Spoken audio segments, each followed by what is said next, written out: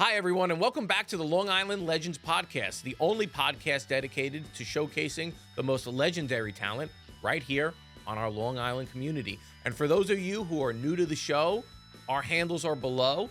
Please like, subscribe, follow us. We really appreciate your support, okay? This podcast has grown tremendously in just a short amount of time, okay? So if you just give us a follow, we'd really appreciate it. And today, I am joined by Francesco Petulla, who is the CEO of Marcello Petulla Contracting. Welcome to the show. Thank you for having me, Jeremy. So I'm going to a little bit of background on Francesco. He leads a company built on decades of experience and strong family values. His father started in the business in the 1990s after immigrating from Italy, bringing him with him a deep passion for craftsmanship and a commitment to quality that still guides their work today. You've been part of the company now for more than 15 years, helping it to grow and adapt to today's demanding and ever-evolving construction market. They specialize in high-quality masonry development, new construction, and from what I read, you stay very closely involved in just about every project to ensure precision, durability, and clear communication with all clients and partners. That sum it up? Yeah, pretty well. Okay, so just give a background on you. How did you get started working in the family business, and what led up to that point? So I've always dabbled, and helped out as a kid. Sure. It's our entire family. My father's two brothers that came into this country, also in the 1980s, 90s. They all got involved in construction, so it was kind of a family thing. We all stayed together, and on the weekends we go help after school. Yeah. And I've always had a passion for it because I thought it's almost like a lost art, and every day was different. It wasn't like the same repetitive type of work, so I always loved it. I obviously went to school, went to college, and then when I was done, I literally said to my father the day I finished, I said, "I'm coming to work for you." And he's like, "You really want to come work for me?" I was like, "Yeah." I was like, "I really do love what you do." And he said, "Okay, if that's what you want to do, then let's give it a shot." Okay. And then ever since then, I got really, really hands-on. I was literally working physically because, before you could sell a job, you need to know how to do the job. So I did that for many years, on the field, working every single day with the hammer and, my tool belt on.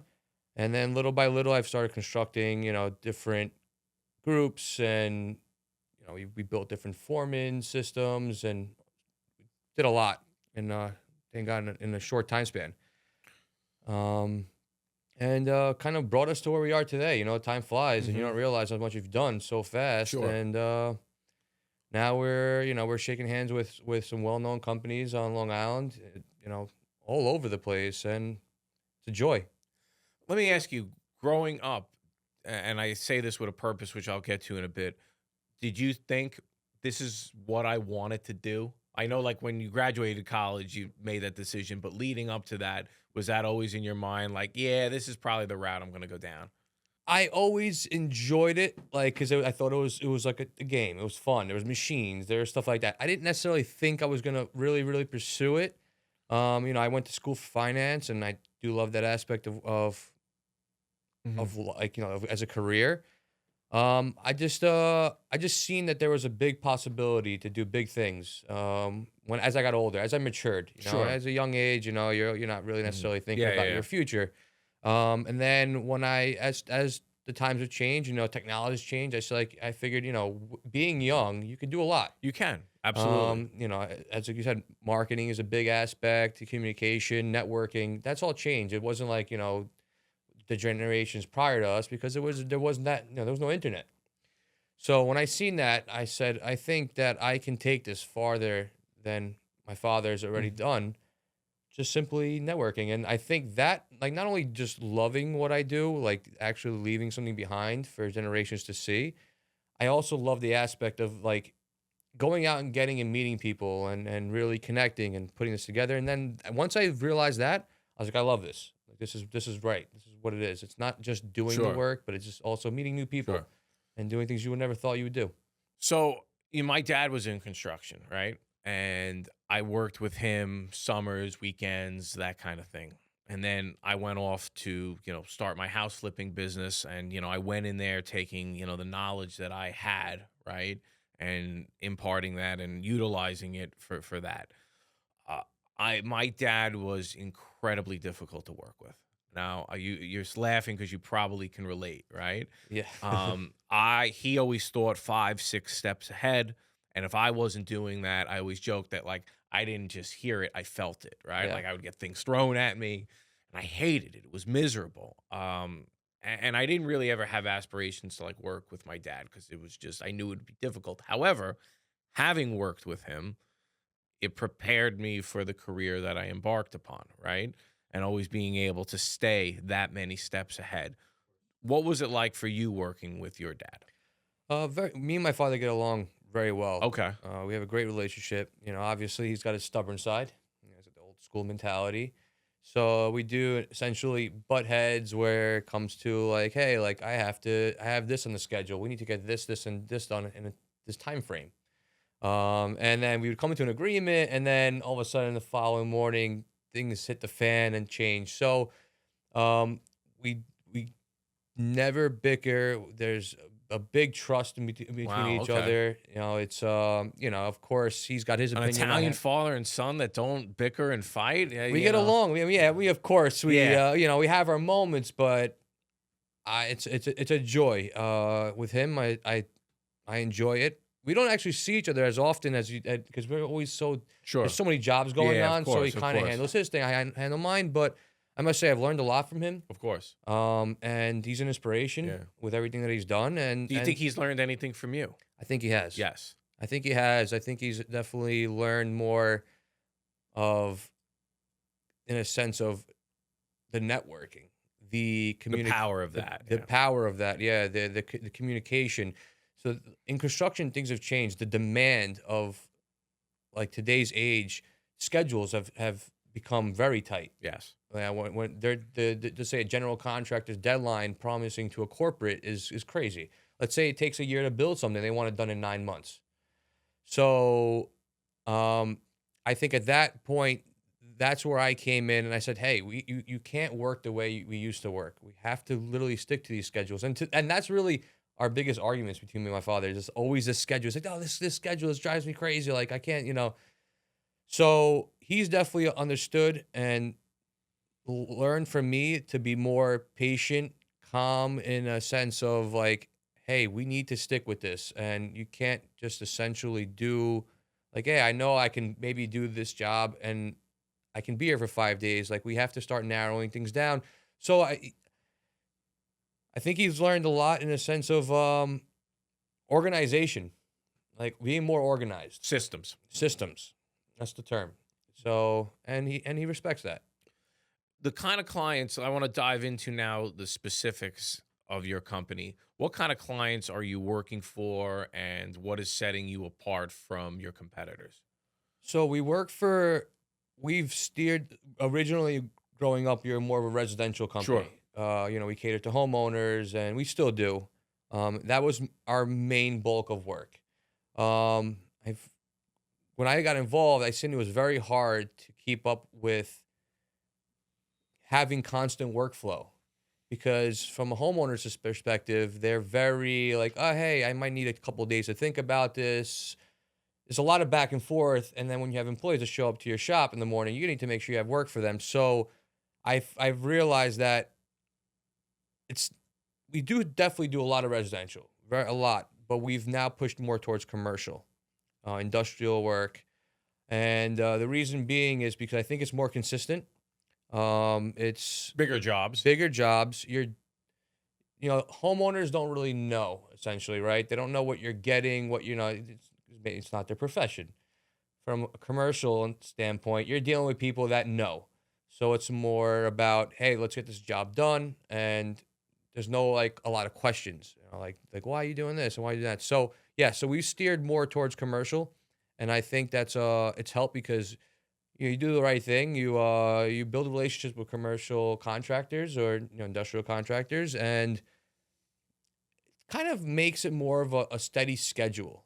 You're not always necessarily on the hunt for work. Yeah. Because, like you said, larger jobs, and then there's a pipeline. Their company's also on the hunt for bigger jobs, Sure. more jobs. So it kind of like becomes more of a routine. Yeah. And I've actually enjoyed doing that a little bit more. Nothing to say about Sure. residential. I love residential. So, like, we do some really cool stuff, really like high end projects, and those are more like, I love it for the portfolio. I love meeting new people, and a lot of the clients from that side, on both sides, we'll get calls back 2-3 years later. Hey, my son wants to do this at his house, so you become family. A lot of the people, but yes, I think we've steered more towards that industry because Sure. the logic behind it. When you started bidding out those commercial jobs, was that a challenge? Because Very. it's a big jump to go from bidding a residential job to a commercial job. Very, very difficult because How did you overcome it? building trust.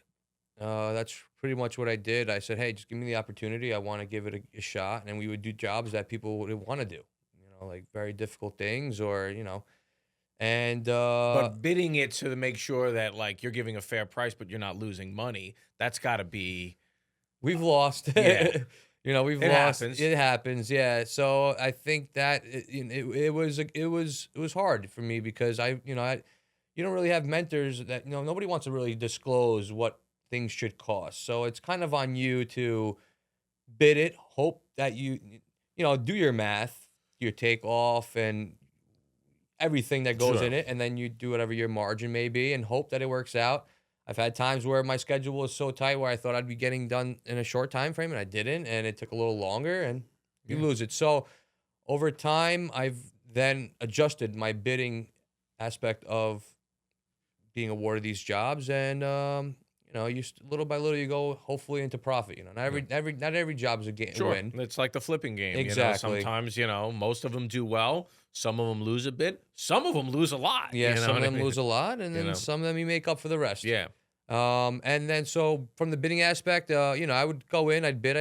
I went crazy. I would spend months, hours on bidding so many jobs with companies I've never, even worked for. Shook hands with a lot of people, and a lot of people gave me the opportunity. And then it goes from giving the job to then getting to know the person. And then I think once you get to know the person, there's a connection. Some people you connect with, some people you don't. Yeah. And at that point, you become family. Yes. And that's how I've kind of grown to work with several well-known great companies. Since you've started, I know you talked about the networking aspect, but what changes have you seen in the industry since you've started that have either been good or bad, but obviously no matter what adjustments you've had to make? The pressure is unbelievable. And when did you see that pressure start to ramp up? During COVID. Yeah, I figured you were going to say Yeah, that. during COVID, it got crazy. Everybody was swamped and busy at that time, and you couldn't keep up. And I realized that corporate, let's say whatever you're building for the corporate, they realized that, hey, these guys can actually get it done in a shorter time frame. So we're going to demand that. Yeah, And now that's a standard. That's a standard. But where does that stop? So that's where it's stressful. That's the biggest stress of the game, is that I feel like it shouldn't be that way. We're not heart surgeons or something that's like construction's become like that. Like, we need this done today. There's no extra time, and so that's the hardest part, and that's the biggest change I've seen. Has that softened a little bit? No. It's gotten worse. Yeah, I mean, it's the anxiety level is so Yes, high on the job yes. sites. Yes. And it's like there's no wiggle room. There's like between trades, it's like, hey, we're projecting you to be done tomorrow. This trade's coming right after you. Yeah, I know. There's no fluff. Yeah. And it just gets smaller and smaller and smaller. So there's like essentially no room for error and change. Yeah. Any small change blows up. Yes. Actually coming here, I was on a couple calls and we were talking about, hey, like, the weather's changing. So you can't get stuff done as fast as you would in the summertime for many reasons. One of the reasons is the employees too. They're freezing. It's hard. You're not moving around. Nope. So it was a discussion of exactly that. Like, hey, I have to do this on. We're going to be done with our aspect on Thursday. I have the guys coming in on Friday, another different company. I don't think that's going to happen. I was like, yeah, of course it's not going to happen. I was like, it's you got snow, rain. Yeah. Yeah, I mean, especially for you guys, right? You're so weather dependent that, it creates a whole slew of challenges that, other trades don't have, which brings me to my next point, which is how are you able to maintain not just relationships with the GC, but the other subs? Because, I've seen this in the houses that I do, right? The one trade isn't looking out for the next guy. He's just thinking about his thing and figuring out, hey, the guy that comes behind me, they'll figure it out, which is not something that I'm a fan of. It's like, hey, we're all in this together. Okay. Think about the next trade. How have you been able to foster that or promote that, obviously within your company, but also to try to get that out of the other trades as well? So I guess it depends on who you work for, and who, like a lot of the companies that we work for are their subs. They don't change much. So you become friends with them. So we are all in communication, and we try to all help each other out. Obviously, there's going to be a company that, like you said, thinks for themselves and stuff like that. But I luckily haven't. It happens, of course, but I think everyone we personally work for, everybody's out to help each other They out. are. So That's we got not off. lucky. That's not No, it's often. not all. Yeah, so that helps a lot. Coming if you were to Sure. go back on that schedule aspect, we all talk to each other and then we'll ask, hey, what's realistic here? Yeah, Like, yeah, what's yeah. gonna get done? And things happen, Of and as you have to course, understand that. of course, yeah, things always happen every single day. So I got lucky with that, and everyone that we work for, from HVAC to site guys, Sure. we're all in it together. And like you said, we're here to work as a team. No one's better than anybody else. No. That's how we look at Yeah, it. yeah, And I yeah. think we bring that forward in our own company all the time. And we hope that others do the same. You can only Absolutely. hope for that. Of all the projects you've worked on, what's the one that stands out to you, or the one that you're the most proud of? To be honest with you, I'm pretty proud of a lot of things we do. But there's got to be one that probably stands out when you think back, that like, hey, like we really knocked it out of the park here, or maybe it was a hell project, right? So one project that's always stuck with me that actually molded me to make me who I am today is we were doing a 3-story building in New Jersey. I'm sorry. Yeah, New Jersey. And I want to say I must have been all of 18 years old at the time. And it was like when I first started really getting involved with the company, and I was the foreman or whatever. I was the guy that all my guys would ask me questions how to do this. And at the time, my father, and the way I learned to be the way I am is he just threw me out there. Yeah, that was the same thing with me. Yeah, And he said to me, if you have to ask me questions every single day and I have to hold your hand, you're never going to learn. yeah, So he left for Italy for a month and a half that time. They had a family vacation, and my mother went. And I said, Dad, you're gonna really leave me right now, like in the middle of all this? Like it was a CMU building, and we're doing all this stuff, and it was like a lot of measurements and a lot of things. And he literally patted me on the shoulder. He said, if you're not gonna do it now, you're never gonna do it. And I actually completed the building without even calling him once while he was wow, away. wow, Yeah, I mean, stressful. yeah, I sure, was reading those blueprints. Like, I didn't even need the blueprints at the end because I literally had it like memorized. So I didn't want to get anything wrong. And that building there, I think, definitely gave me thicker skin and confidence. and confidence. Yeah. Yeah, yeah, that one's definitely one for the books for me. Yeah, there's always those moments, right? Those make or break moments. And you could either rise to the occasion and get it done, Yeah, or you could, turn into a puddle and fold. and fold. Long Island residents, do you have a house that you want to potentially sell off market, your terms, your timeline, your way? Or do you know of somebody that could benefit from that?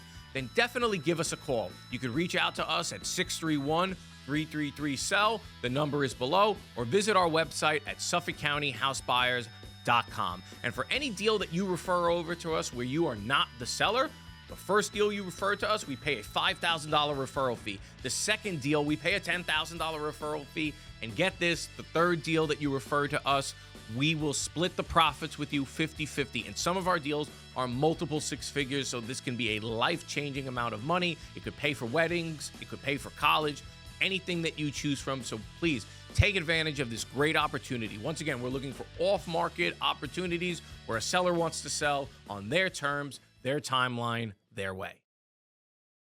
Obviously, we talked about the changes and the demands of the building industry since COVID. One of the things, and I see this all the time, is the price of materials, right? Through the roof.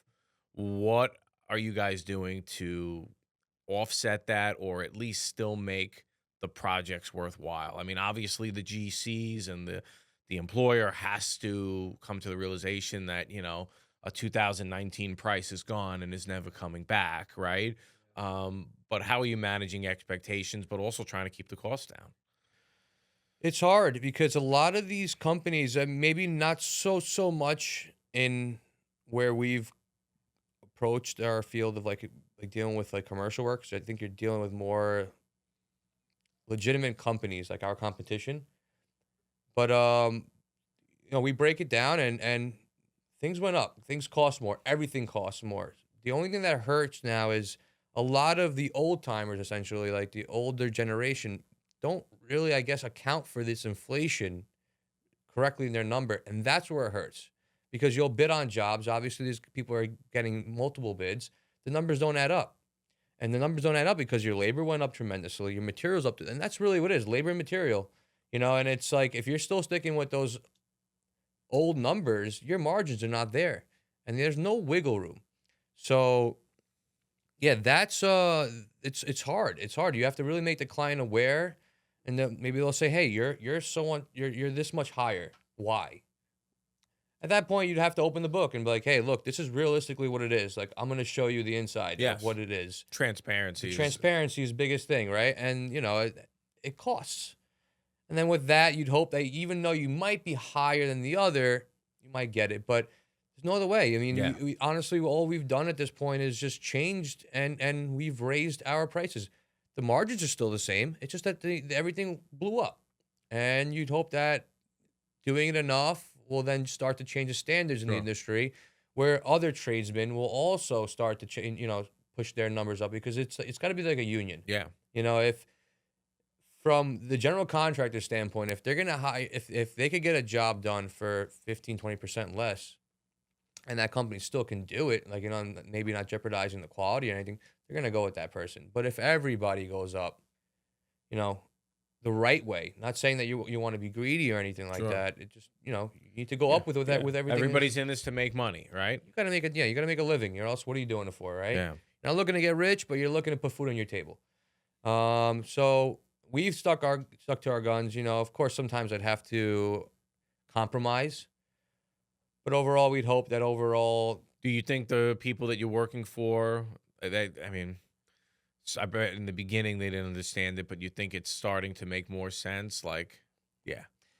I think the GCs, the development companies, they get it. I think their clients don't necessarily Gotcha.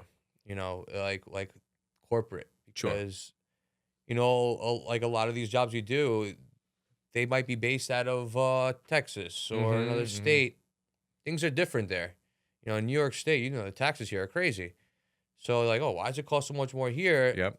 So I think they have a harder time selling, because we're providing a service. They're providing the whole package. Yes.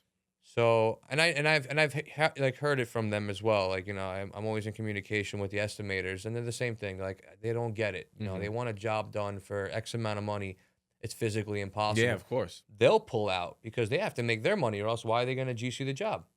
So yeah, hopefully, I think the world is understanding. We all know you go to the store and you buy anything right now. I know, dozen eggs, you know what I mean, a carton of milk, whatever it might be, and just it is what it is. So we talk about obviously the cost of things and how they've risen, right? And you discussed how it's not just the general contractor, but it's also the employer, it's the owner, right?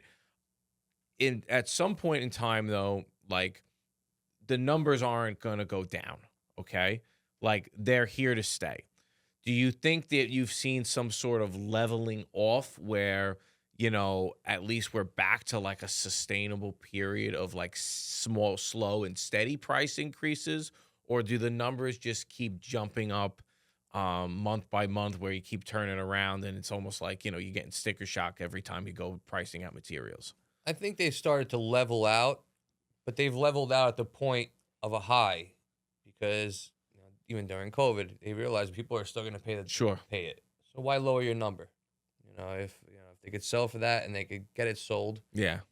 So yeah, it's definitely planed a little bit. Of course, there's highs and lows, like not tremendously, but it's been pretty consistent.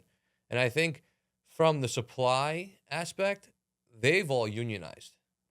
You know, and like they're all in the same number. An Anybody, informal union, so literally, anybody you call, the numbers are very minimal in yes. difference. So they're gonna just keep selling at that Yeah. point. Yeah. You know, and it's up to the industry to raise everything else to accommodate for the inflation of that. Sure.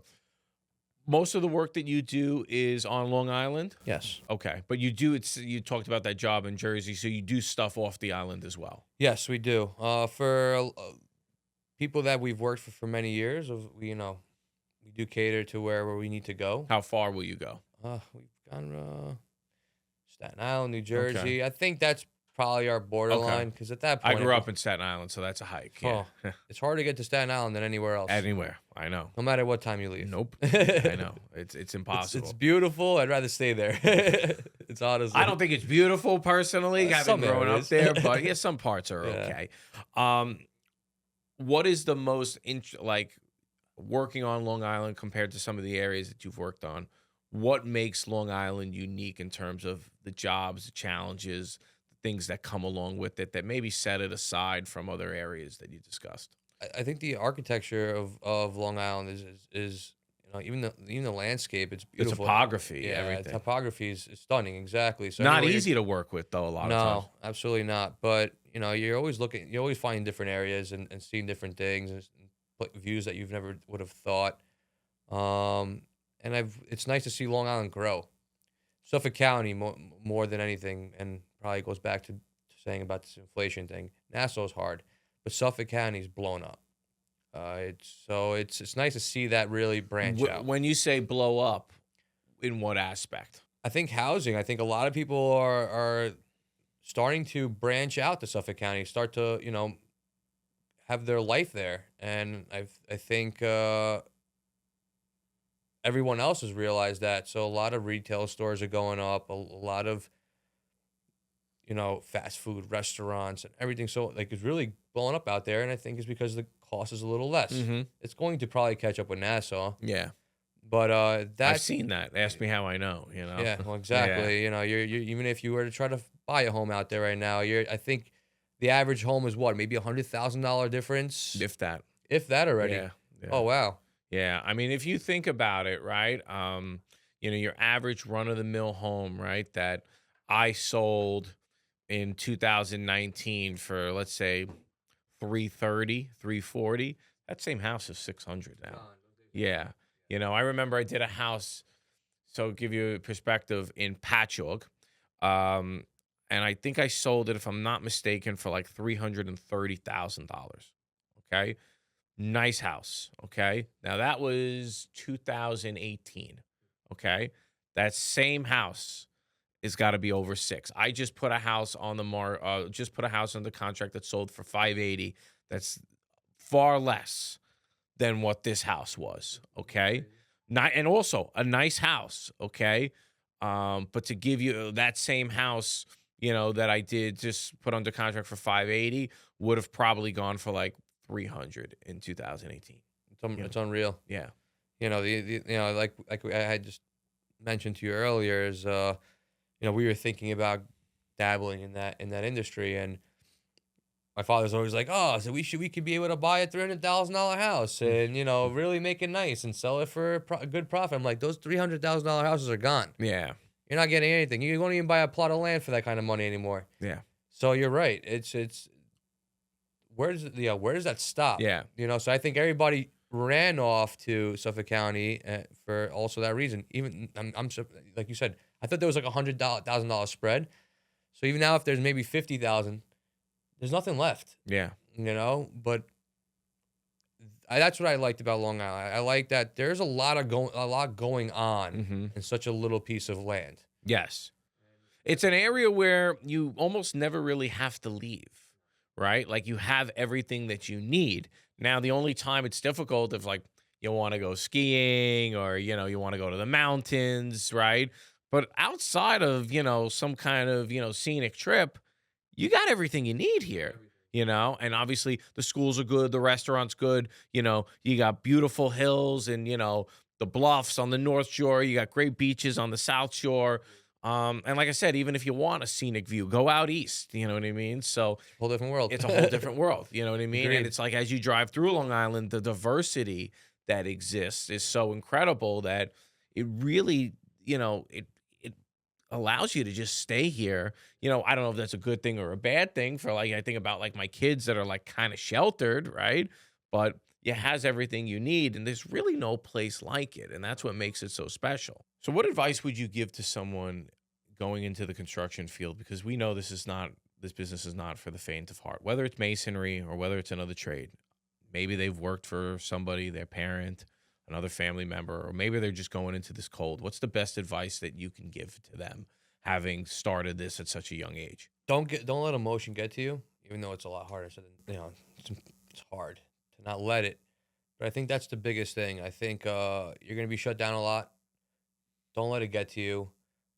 Try not to take it home. Leave it behind. And I think just trying to grow as thick of a skin as you possibly can. And it may not just be construction; it's just the world. That's really what it is. I know. So I think that's my biggest advice that I can have. And would you say fair to say tomorrow's another day, right? Literally. Yeah. Yeah. There's so many times, in the construction industry, being in a similar boat where you just get like a flurry of bad news. You take it for what it is. But I also say, you know what? Tomorrow could come and it could be a flurry of good news, right? That like kind of counteracts it. It's hard to handle that emotional roller coaster. It really is. But I've always felt one, things may not always be as good as you think they are. But on the flip side to that, they're not as bad as you think they are. When things go bad, you sometimes think the worst, but in reality, it's not as bad as you think it is, you know? So, as far as what's next for you and your company, you came on with your dad saying, "Hey, I see opportunity here. I can take this to the next level." What do you project for the next 5 to 10 years for Marcello Petulla Company? Hopefully, just keep growing. Honestly, that's all I can project. Is just continue to network and meet great people. And Was there any technologies? I mean, obviously AI has come to the forefront, and people wouldn't think that like masonry and AI would go together. But I gotta believe at some point or another, those paths are going to collide if they haven't already. AI has definitely gotten involved in Yeah. our industry, and it's definitely Specifically in masonry. not necessarily in masonry, but the overall package. They've definitely started to lean on it for a lot of things, for technical questions, and it's in a conversation. Even like the Chat GBT thing, like you see a lot of that now, and I think that's really technology is going to be the next thing. I don't think it'll take away from the No, labor. no, it's going to make you guys better and more efficient. I'm I just think so. curious to see like where you think AI can have a role within the masonry field. I think it's going to make them like smarter. I think it's going to open up to information that you wouldn't have to necessarily go and flip through 150 pages of information. I Yeah. think it really will fill your mind up with things you wouldn't have even thought Sure. about. If you ask a simple question, Yes. you might get answers that like, oh, Yeah. it's truth. Sure. It's really makes you more knowledgeable on what you're doing.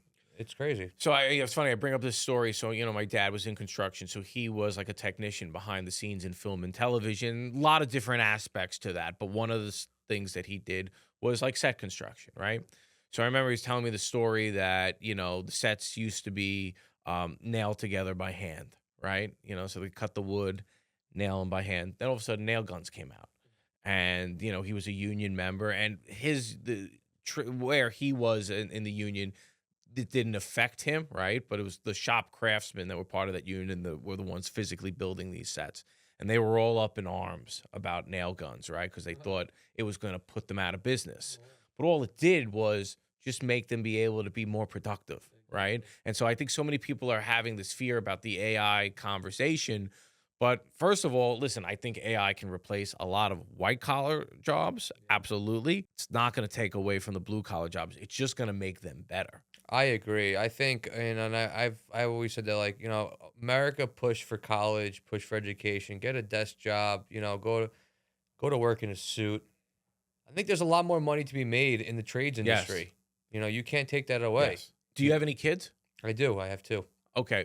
Boy, girl? I have a 2.5-year-old boy and a 5-month-old girl. Okay, well, congratulations. Thank you. Thank You're, you're in the thick of it. I've Yeah, been there. that's a fact.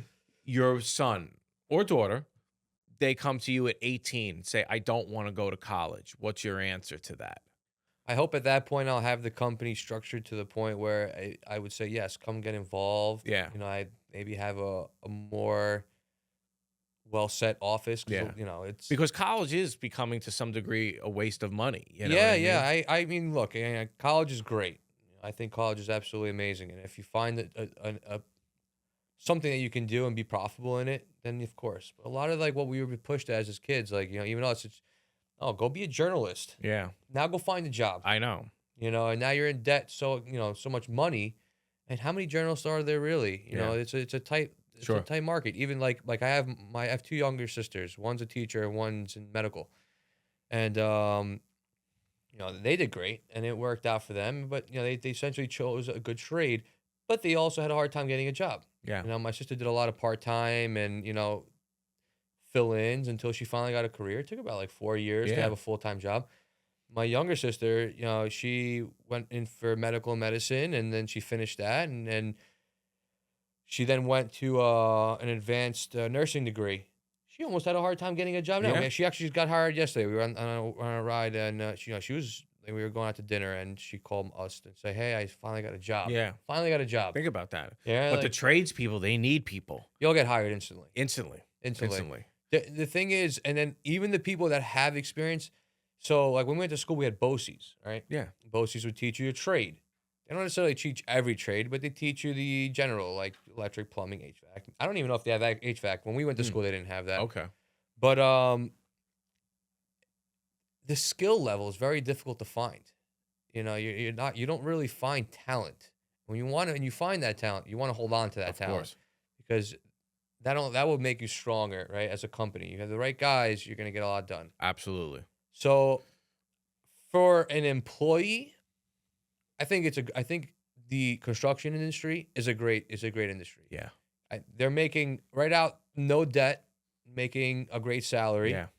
Across the board. Yep. No Job matter- security, the whole 9 yards. Job security's there. If you find a great company, all that company's going to want to do is get more work. They're going to want to keep you busy, and if you're a good individual, they're going to keep you busy. Sure. And it's there. Yeah, Absolutely. of course, it's hard on the body. Yeah. It doesn't necessarily have to be, No, but especially if you move your way up the ranks, you know what I mean? I couldn't agree more. yeah, I agree.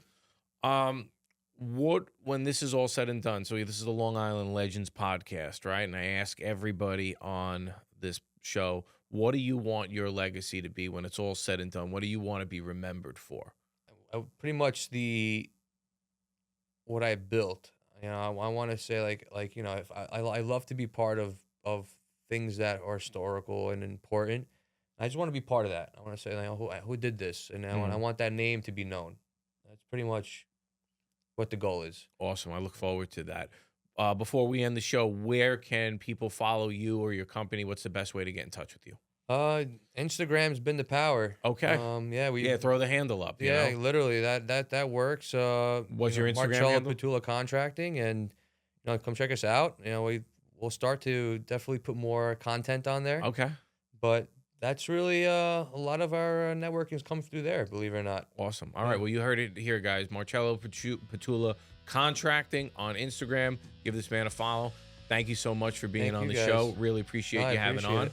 So that includes this episode of Long Island Legends. Thanks so much for watching. Once again, if you tuned in, please like, follow, share this episode. We'd really appreciate your support. And as always, I just want to tell you a little more about myself. I'm Jeremiah Dalton. I'm the owner of Suffolk County House Buyers. If you know of somebody that wants to sell on their terms, their timeline, their way, my company buys houses all across Long Island. Give us a call, 631-333-SELL, or go to our website, SuffolkCountyHouseBuyers.com. Thanks so much.